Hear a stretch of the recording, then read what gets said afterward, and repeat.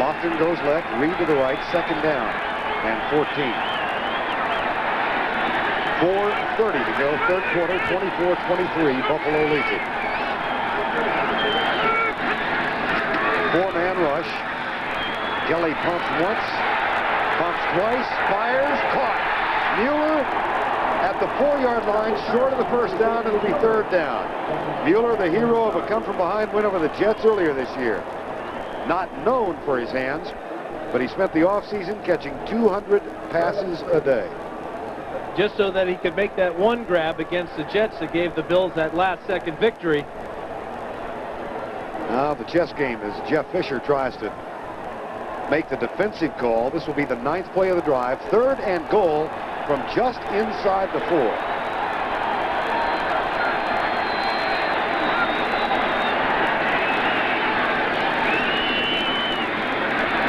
Blitz had to throw it away.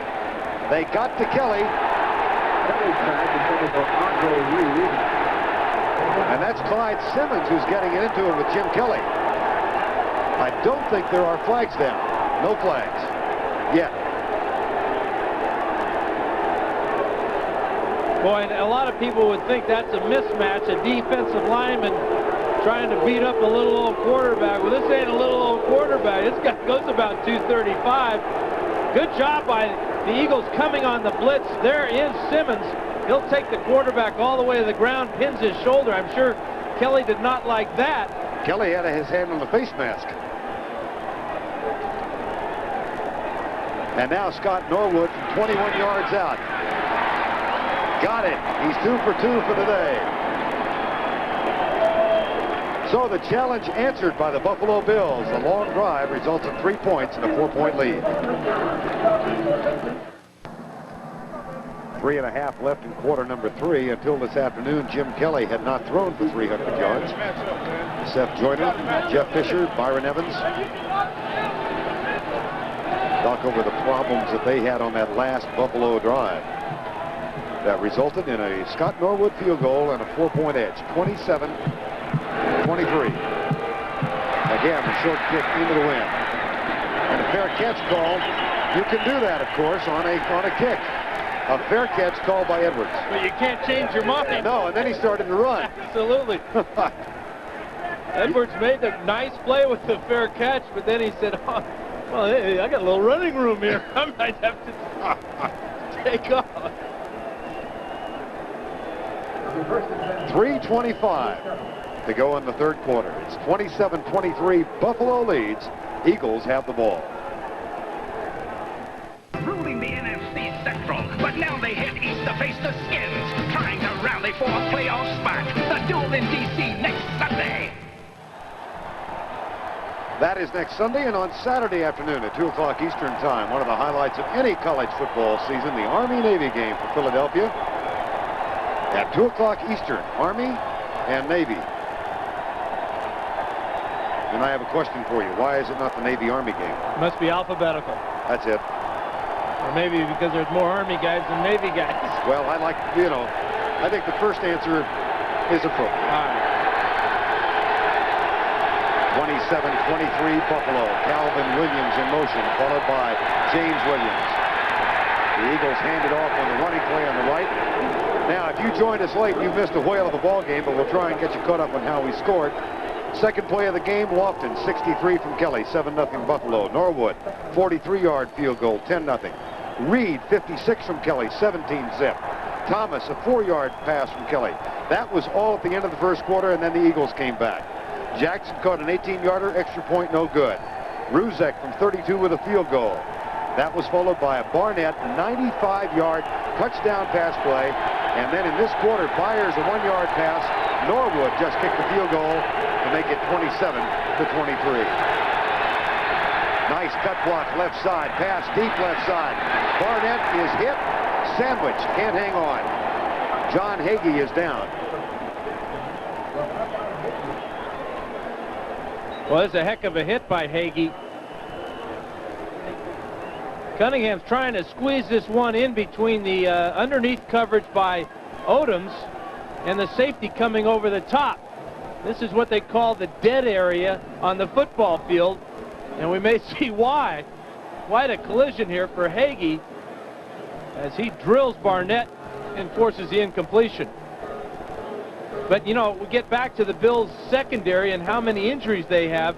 Hagee is replacing Mark Kelso. He looks like he just knocked himself out on the play. He was out before he hit the ground. And you take into consideration that Kirby Jackson did not start this game. Chris Hale is on injured reserve. David Poole is playing with a bad knee, and Dwight Drain has a sore ankle. So the Bills are in real deep trouble with their secondary as far as injuries are concerned. John Hagee is still down. The medical staff is taking care of him. Time has been called. We'll be right back.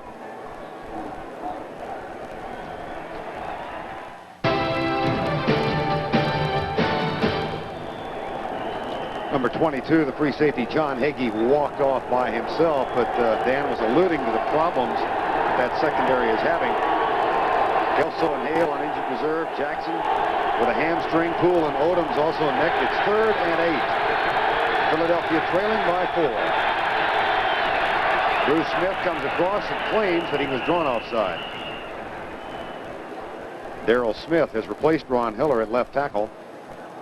And Smith is saying that Mickey Schuler, the tight end on that side, jumped.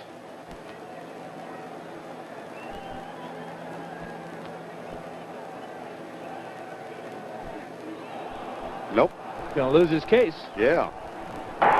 Encroachment, 78 defense, 3rd down. No Perry Mason there. By the way, we have an update on Ron Solt. He is out of the game. Someone fell on his right ankle, so he's questionable for a return, and Bruce Colley has taken his spot. So Smith, Tamburello, and Colley in the offensive line with David Alexander and Singletary now. Colley at right guard. 3rd and 3, 27-23. Cunningham back. Cunningham sacked. Mike Lodish got him, who was inactive last week. The rookie from UCLA with his first sack as a professional. Oh, and he'll remember it forever because you don't get after Randall Cunningham and make sacks. How about that for your very first one? And he's working against 3 guys. It appeared that Alexander just gave up on him. No emotion from Lodish either. 4th down. Eagles with a dandy. Edwards bobbles it. And is wrestled down at the 26-yard line. Tackle is made by David Bailey, a 55-yard punt and an 8-yard return.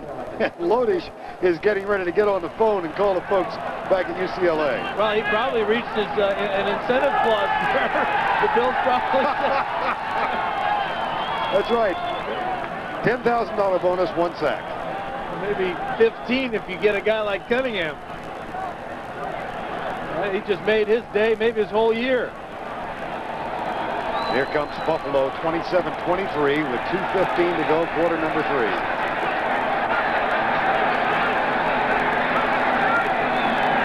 One setback behind Kelly, play fake, a pump, and then the crossing pattern, all of that for a short pass to Pete Metzelaars.